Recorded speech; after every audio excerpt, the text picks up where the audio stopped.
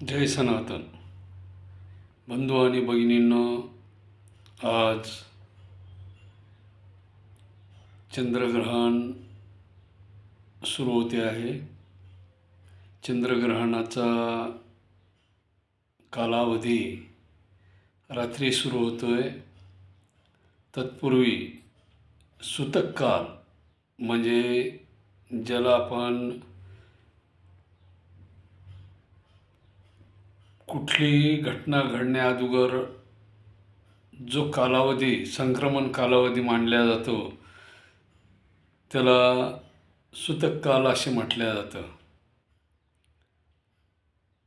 समजा एखाद्या व्यक्तीचे लग्न करायचे तर त्याचे लग्न होण्याअगोदरचा जो कार्यकाल असतो त्याला जो कालावधी ग्राह्य धरला जातो, हळद वगैरे जे काही गोष्टी असतात त्याप्रमाणे हा चंद्रग्रहणाचा पूर्वीचा जो भाग असतो त्याला सूतक काल म्हणतात. आणि हा सूतक काल प्रत्येकाला तो पाळण्यासाठी नियमबद्ध असे आहेत. काही नियम असतात ग्रहण काळामध्ये. त्याच्यामध्ये पूजाविधी, मंगलविधी, जसं गृहप्रवेश, वास्तुशांती, सत्यनारायण विधी ह्या पूजाविधी केल्या जात नाहीत. मंगल कार्य केल्या जात नाही. या काळामध्ये लग्नविधी, मोंज म्हणजे ज्याला आपण मुंज म्हणतो मराठी भाषेमध्ये आणि ब्राह्मणाच्या भाषेमध्ये मौंजी बंधन किंवा बट्टोमंगल कार्य असं ज्याला म्हटलं जातं, ही मौंजी बंधन, नाव ठेवण्याचा कार्यक्रम, कान टोचणे असे ज्या विधी आहेत 16 संस्कारापैकी त्या विधी या ठिकाणी वर्ज्य मानल्या जातात. आज त्या विधी केल्या जात नाहीत. तसेच त्याचे काही नियम दिलेले आहेत ग्रहण काळामध्ये, सूतक काळामध्ये पाळण्यासाठी. सूतक काळ सुरू झाल्यानंतर जेवण करणे, स्वयंपाक करणे, त्याच्यानंतर पाणी पिणे ह्या गोष्टी वर्ज्य सांगितलेल्या आहेत. जे आजारी लोक आहेत त्यांना ग्रहणाच्या 2 तास 3 तास अगोदर हे नियम पाळायला बंधनकारक आहेत. पण जे निरोगी सदृढ असे आहेत त्यांनी सूतक काळापासूनच या नियमाचं पालन करावं असा नियम सांगितला जातो. आणि जे पाणी आहे, द्रव्य पदार्थ आहे, पाणी, तेल, त्याच्यानंतर औषधं वगैरे जे काय असतील याच्यामध्ये तुळशीच्या पानाला महत्त्व दिलेलं आहे. तुळशीचं पान त्याच्यामध्ये जर तोडून टाकलं आणि तुळशीचे पान मंजुळा तोडण्यासाठी सुद्धा मुहूर्त कालावधी सांगितलेला आहे. सूतक काळाच्या अगोदर तुळशीच्या पानाला तोडल्या गेलं पाहिजे. आपण मागच्या एका व्हिडिओमध्ये ग्रहण हा विषय झालेला आहे. त्याच्यामध्ये आपण चंद्रग्रहण, सूर्यग्रहण आणि पृथ्वीग्रहण असे 3-4 प्रकार जाणून घेतलेत. तर आज चंद्रग्रहण आहे. चंद्रग्रहण हा जो प्रकार आहे ह्याच्यामध्ये जे नियम सांगितलेले असतात, प्रत्येक ग्रहणाला नियम असतात आणि त्याच्यामध्ये तुळशीच्या पानाला महत्त्व आहे. तुळशीचं पान जर त्या अन्नपदार्थामध्ये किंवा मग आपले दळलेलं धान्य असेल, जे पीठ म्हणतो आपण, त्या पीठामध्ये सुद्धा तुळशीचं पान टाकणं गरजेचं मानलं जातं. मग आता हे टाकावं का? त्याचं कारण काय की ग्रहण काळामध्ये ज्या नकारात्मक ऊर्जा आहे किंवा जीवजंतू आहे यांचा प्रादुर्भाव वाढतो. यांची शक्ती ग्रहण काळामध्ये वाढते आणि ती जे आपले पदार्थ आहेत, अन्नपदार्थ, त्याच्यावर काय करतात, क्रिया करतात. हे डोळ्यानं न दिसणारे जे सजीव आहेत ते त्या अन्नपदार्थावर हल्ला करतात आणि ते अन्नपदार्थ आपण ग्रहण काळानंतर संपल्यानंतर खाण्यात येतात किंवा खाल्ले जातात.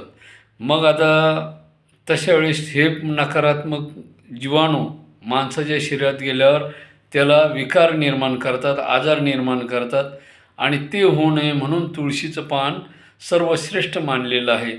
हे आपल्या पूर्वजांनी. आता तुळशीचं पानच का, तर तुळशीच्या पानामध्ये ओझान वायू निर्माण करण्याची शक्ती आहे. त्या पानामध्ये जो द्रव पदार्थ आहे तो पारा त्या पानामध्ये समाविष्ट आहे. नैसर्गिकरित्यामध्ये त्याच्यामध्ये कार्य करतो आणि पारा हा चंचल असल्यामुळे, रोगप्रतिकारक असल्यामुळे तो इतर जीवाणूंना त्या अन्नपदार्थावर हल्ला करू देत नाही किंवा त्याच्यावर आक्रमण करू देत नाही आणि ते अन्नपदार्थ मानवाने खाल्ले तर माणसाला आजार होत नाही अशी धारणा. म्हणजे हे वैज्ञानिक कारण झालं. पूर्वीच्या आपल्या पूर्वजांनी या पद्धतीनं त्याला वैज्ञानिकदृष्ट्या ते महत्त्व दिलेलं आहे. आजच्या विज्ञान युगामध्ये कोणी मुंग्याचा खडू त्याच्या भोवती ओढतात अन्नपदार्थाच्या बाजूला आणि मुंग्या होऊ नये, कीटक जाऊ नये या पद्धतीने तो खडू ओढला जातो. पूर्वीच्या काळामध्ये आपलं विज्ञान, आपले जे ऋषीमुनी होते यांना आजच्या काळामध्ये शास्त्रज्ञ म्हटलं जातं. त्यांना आपण पूर्वीच्या काळामध्ये ऋषीमुनी. मग हे ऋषीमुनी एवढे बुद्धिमान होते की त्यांना माहीत होतं या वृक्षामध्ये, या तुळशीच्या पानामध्ये काय काय औषधी गुणधर्म आहेत. सर्दी, ताप, खोकला यांना कव्हर करण्याची प्रतिकारशक्ती या तुळशीमध्ये आहे आणि ही तुळस अंगणामध्ये पूर्वीपासून आपल्या हिंदू संस्कृतीमध्ये लावण्यात येत होती. मग ह्या तुळशीच्या पानामध्ये जर एवढी दैवी शक्ती आहे किंवा वैज्ञानिकदृष्ट्या त्याच्यामध्ये रोगप्रतिकारक शक्ती आहे, तर हे तुळशीचं पान आजच्या घडीला महत्त्वाचं मानलं जातं. म्हणून प्रत्येक अन्नपदार्थामध्ये, द्रवपदार्थामध्ये हे तुळशीचं पान टाकलं जातं आणि ते रोगप्रतिकारक असल्यामुळे ते मानवी जीवनाशी निगडीत आहेत. मग अशाच या परिस्थितीमध्ये ग्रहण काळामध्ये गरोदर स्त्रियांना काही नियम दिलेले आहेत. त्याच्यामध्ये त्यांना सूतक काळापासून ते ग्रहण संपेपर्यंत कुठेही बाहेर पडायचं नाही, खुल्या मैदानामध्ये यायचं नाही, जेणेकरून त्यांच्यावर रोगप्रतिकारक शक्ती अतिक्रमण करेल किंवा आक्रमण करेल या दृष्टीनं. दुसरी गोष्ट, त्यांनी कुठलेही अन्नपदार्थ बनवायचे नाहीत, स्वयंपाक करायचा नाही. जसे कणिक तिमणं आहे किंवा उंडा मळणं आहे, भाकरी करणं आहेत, असे पदार्थ ते कामं त्यांना वर्ज्य सांगितलेले आहेत, त्यांनी ते करायचे नाहीत. त्याच्यानंतर सुई, चाकू, जे टोकदार वस्तू आहेत त्यांच्यापासून त्यांनी सावध राहायचे, त्या आपल्याजवळ बाळगायच्या नाहीत किंवा त्यांनी चाकू, विळी, सुरी याच्या साहाय्याने कुठल्याही पदार्थाचा वापर करून जे स्वयंपाकासाठी लागणारे साहित्य आहे, जसे भाजी आहे ती भाजी चिरायची नाही वगैरे असे नियम त्यांना सांगितलेले. त्यांनी आपल्या गुरुने सांगितलेल्या मंत्राचा जप उच्चार करणे हेच सांगितलेलं आहे या ग्रहण काळामध्ये. किंवा जे कोणी देवीचे भक्त असतील किंवा शिवाचे भक्त असतील, ते आज या ग्रहण काळामध्ये नदीच्या पात्रामध्ये, गंगेच्या पात्रामध्ये उभा राहून पूर्ण ग्रहण काळामध्ये, समजा आता सूतक सुरू आहे परंतु 10 वाजता ग्रहणाला सुरुवात होईल, चंद्राला स्पर्श होईल, चंद्र पृथ्वीच्या येण्याने, मी तुम्हाला थोडक्यात तेही सांगतो. सुरुवातीला आपण हे बघू. आणि ह्या नदीपात्रामध्ये, गंगेपात्रामध्ये ज्यांना समजा तंत्रविद्या, मंत्रविद्या साध्य करायची आहे, अशा लोकांनी या पात्रामध्ये उभं राहायचं आहे. ओल्या कपड्याने आपले मंत्र उच्चार तंत्र उच्चार काय जे असतील ते या काळामध्ये केले जातात. त्याला सिद्ध करणे असे म्हणतात. मंत्राला सिद्ध करणे. मग हे सगळं सिद्ध करण्यासाठी रात्रभर त्या पाण्यामध्ये उभा राहणे जोपर्यंत ते ग्रहण संपत नाही तोपर्यंत. म्हणजे 10 वाजता ग्रहणाला सुरुवात झाल्यानंतर रात्री 12-10पर्यंत त्यांना पाण्यामध्ये उभा राहून त्या ठिकाणी मंत्र उच्चार करायचा आहे. आपल्या गुरूनं सांगितलेले जे काही मंत्र असतील त्याचा जप करायचा आहे, त्याचं अनुष्ठान करायचं आहे पाण्यामध्ये उभं राहून. त्याला तंत्रविद्या किंवा मंत्रविद्या असे म्हटले जाते. आता जे गरोदर स्त्रिया किंवा जे लहान मुलं आहेत, जे वयस्कर आजारी लोक आहेत, त्यांनी काय करायचं आहे, त्यांनी सूतक काळामध्ये ग्रहण सुरू होईपर्यंत सूतक काळामध्ये त्यांना खाण्याला परवानगी आहे. परंतु ग्रहण सुरू होण्यापूर्वी 2 तास समजा किंवा 3 तास, समजा 10 वाजता ग्रहण सुरू होणार आहे तर त्यांनी किमान 7 वाजेपर्यंत काही खाल्लं तरी चालतं. 7च्या नंतर त्यांनाही खाण्यास बंदी आहे. कुठले पदार्थ खायचे नाहीत, प्यायचे नाहीत. त्यांनी त्याचं पालन करायचं आहे. आणि एवढंच नाही, जे निरोगी आहेत त्यांनी आज दुपारपासून या सूतक कालाचं पालन करायचं आहे. कुठल्या प्रकारचे पदार्थ खायचे प्यायचे नाहीत असा नियम आहे. आणि आता आपण बघू ग्रहण म्हणजे नेमकं काय. हे झाले नियम आणि आपले पर्याय मार्ग उपाय काय आहेत. अन्नपदार्थ वगैरे याचं रक्षण करण्यासाठी आपण तुळशीच्या पानाचा उपयोग बघितला आहे, नियम बघितलेत, कोणी कधी कसं खायचं काय करायचं आहे. आणि गरोदर महिलांनी शक्यतो स्वतःची काळजी घ्यायची.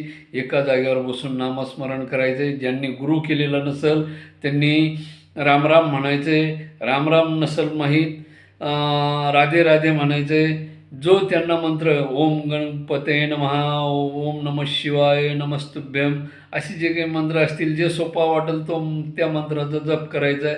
आणि ज्यांनी गुरु केलेला आहे, गुरुमंत्र घेतलेला आहे, उपदेश घेतलेला आहे, ज्यांनी अनुग्रह घेतलेला आहे, म्हणजे गुरुमंत्र हा वैष्णवामध्ये मानला जातो. अनुग्रह हा दत्त परंपरा, रामदासी परंपरा याच्यामध्ये अनुग्रह म्हटलेला आहे. त्याच्यानंतर काही लोक कान फुकलेलं म्हणतात. जे काय असेल ते त्यांनी आपापल्या गुरूंनी सांगितलेल्या मंत्राचा जप या ग्रहण काळामध्ये करावा. आणि तो करणं ग्रहण काळामध्ये बाध्य म्हणजे महत्त्वाचं मानलेलं आहे. ते बंधनकारक असं स्वरूप आहे. आणि ती आपली इच्छा आहे, करायचं आहे नाही करायचं आहे. आणि केलं तर खूपच चांगलं, आणि नाही केलं तर असं काही बंधनच नाही की तुम्हाला करायलाच पाहिजे. आणि केलं तर हिंदू संस्कृतीमध्ये हे नियम आणि हे बंधन हे महत्त्वाचं आहे. आणि आपली संस्कृती, सनातन संस्कृती या नियमाचं पालन करते आहे. हजारो वर्षापासून या संस्कृतीचं पालन केलं जातं आहे आपल्याकडे, आणि तेच आपण पाळणं गरजेचं आहे. आता त्याच्यामध्ये काही डाव्या पक्षावाले ते ह्या गोष्टीला मानायला तयार नाहीत. जसे कम्युनिस्ट पक्षवाले, ज्यांना डाव्या म्हटलं जातं. आता एखाद दिवशी आपण त्या कम्युनिस्ट पक्षावर, डाव्या पक्षावर एक व्हिडिओ करणारच आहोत. आणि ते आपल्या हिंदू संस्कृतीला का मानत नाहीत त्याची कारणं मी तुम्हाला त्या व्हिडिओमध्ये सांगणार आहे. तत्पूर्वी आपण काय करू की ग्रहण म्हणजे नेमकं काय. मग पौर्णिमेच्या विशिष्ट दिवशी सूर्य, पृथ्वी, चंद्र हे ज्यावेळेस एका रेषेमध्ये येतात त्यावेळेस चंद्रग्रहण हे होत असते. एका विशिष्ट दिवशी, पौर्णिमेच्या दिवशी, पौर्णिमेला ज्यावेळेस सूर्याभोवती पृथ्वी, चंद्र परिक्रमा करत असते, फिरत असते, सूर्याभोवती फिरत असताना हे तिघे एका रेषेत, सरळ रेषेमध्ये ज्यावेळेस समोरासमोर एकमेकाच्या येतात त्यावेळेस सूर्याच्या प्रकाशाआड पृथ्वी आल्यामुळे काय होतं, पृथ्वीची सावली चंद्रावर पडते आणि चंद्रावर पडल्यामुळे चंद्राला ग्रहण लागते. म्हणजे काय होतं, पृथ्वीच्या सावलीमध्ये चंद्र झाकला जातो आणि सूर्याचा प्रकाश चंद्रापर्यंत पोहोचत नाही. आणि आजचे हे ग्रहण जवळपास 4.5 ते 5 तासाचे ग्रहण आहे.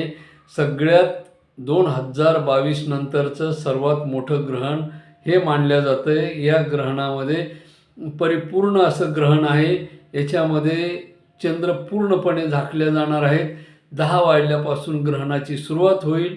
आज दुपारपासून 12 वाजल्यापासून सूतक काल सुरू होतो आहे. म्हणजे या कालावधीमध्ये आपल्याला कुठल्याही प्रकारचे अन्नपदार्थ सेवन करता येणार नाहीत. जे वयस्कर आजारी वगैरे आहेत त्यांना 7च्या नंतर अन्नपदार्थ घेता येणार नाहीत. जे निरोगी आहेत त्यांनी 12 वाजल्यापासूनच हा नियम पाळायचा आहे. कुठल्याही प्रकारचे अन्नपदार्थ खायचे नाहीत.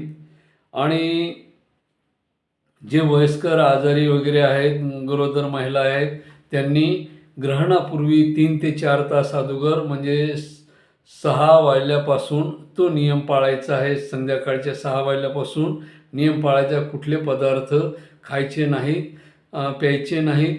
आणि शक्यतो आता ज्या काही नैसर्गिक गोष्टी आहेत, जसे मलमूत्र विसर्जन वगैरे, त्याला पर्याय नाही आहे. तरी पण शक्यतो ते टाळा. आणि ते टाळल्याने ते भारतीय संस्कृतीनुसार जे विज्ञान सांगितलेलं आहे त्या नुसार पाळलं, त्याचं पालन केलं तर खूपच चांगलं आहे. आणि अशा प्रकारे हे ग्रहण 5 तास चालणार आहे. रात्री 12 वाजता हे 12 वाजून 10 मिनिटांनी किंवा 5 मिनिटांनी संपणार आहे. भारतामध्ये आशिया खंडात जवळपास पूर्णपणे दिसणार आहे. त्याच्यानंतर युरोप खंडामध्ये दिसणार आहे, ऑस्ट्रेलियामध्ये दिसणार आहे, आफ्रिकेमध्ये दिसणार आहे. अशा जवळपास 4 ते 5 खंडामध्ये हे ग्रहण दिसणार आहे. आणि विशेष करून पूर्ण भारतामध्ये हे परिपूर्ण ग्रहण असं दिसणार आहे. आणि जे खगोलप्रेमी आहेत ते आज त्यांच्यासाठी ही पर्वणी राहणार आहे. आणि सर्वजण उत्सुकतेने या ग्रहणाची वाट पाहत आहेत की ग्रहण केव्हा सुरू होईल, त्याचा कालावधी किती असेल, काय असेल. सर्वजण आनंदाने, खगोलशास्त्री लोक याचा पुरेपूर फायदा घेणार आहेत. या ग्रहणाचा कालावधी फार मोठा असल्यामुळे सर्वजण बारकाईने, खगोलशास्त्री जे लोक आहेत ते बारकाईने निरीक्षण करणार आहेत. आणि ही त्यांच्यासाठी फार मोठी पर्वणी म्हणता येईल आपल्याला. अशा प्रकारचे हे ग्रहण, शेवटचे ग्रहण, या वर्ष 2025 मधले सर्वात शेवटचे ग्रहण आहे. आणि पुढे जे काही ग्रहण येतील त्याचा आपण परत नव्याने अभ्यास करू. आपणा सर्वांना ग्रहणानिमित्त हार्दिक शुभेच्छा. सर्वांनी आपापली काळजी घ्या. विशेष करून महिला, वयस्कर, आजारी माणसांनी स्वतःची काळजी घ्या. नियमाचे पालन करा आणि ग्रहणाचा आनंद घ्या. हे ग्रहण संपल्यानंतर भरपूर जण आपापल्या परीने दान करतात, अन्नदान करतात. कोणी कपडेदान करतं, त्याला आपण वस्त्रदान म्हणतो. कोणी वस्त्रदान करतं, कोणी अन्नदान करतं. अन्नदान म्हणजे सुके अन्न दिलं जातं. गहू, ज्वारी, बाजरी, तांदूळ अशा प्रकारचं अन्नदान दिलं जातं. ते सुक्कं असतं. त्याला हे अन्नदान करण्याचा महत्त्वाचा उद्देश हा असतो की आमची विडापिडा जाऊ दे वगैरे. आणि या सर्वच्या सर्व गोष्टी हिंदू संस्कृतीमध्ये सांगितलेल्या आहेत. दान दिल्याने सुख समृद्धी येते, दुःख दारिद्र्य जाते, अशी हिंदू संस्कृतीमध्ये ही भावना आहे. आणि सर्वांनी आपापल्या परीने या ग्रहणाचा आनंद घ्या. खगोलप्रेमी आनंद घेणारच आहेत. आज ते बारकाईने निरीक्षण करतील. भरपूर वेळ आहे निरीक्षण करण्यासाठी आणि त्या दृष्टीने हे ग्रहण फार महत्त्वाचे मानले जाणार आहे. आज सर्वात मोठे ग्रहण आजच्या दिवशी, या दिवशी चंद्र हा आजच्या दिवशीचा रक्तरंजित म्हणजे लाल रंगाचा राहणार आहे ग्रहण सुटल्यानंतर. त्यामुळे इंग्रजी भाषेमध्ये याला रेड मून म्हटलं जाणार आहे आणि आपल्या मराठी भाषेमध्ये रक्तरंजित चंद्र असं म्हणून उल्लेख केला जाणार आहे. अशा प्रकारचं हे ग्रहण सर्वांना आरोग्य देव, सुखशांती देव, अनिष्ट दूर होऊन जावो. कारण ग्रहण म्हटलं की अनिष्ट येतं, पण आपण अपेक्षा करू की हे चंद्रदेवा आमच्यावर येणारं अनिष्ट आपण दूर करावे. ही मनोमन हिंदू संस्कृतीच्या वतीने सर्व जनतेला प्रार्थना, जनतेच्या वतीने आम्ही चंद्रदेवाला प्रार्थना करतो की सर्वांना चांगलं आरोग्य देवा आणि सर्व सुखी निरोगी राहू दे. धन्यवाद. जय सनातन. जय हिंद.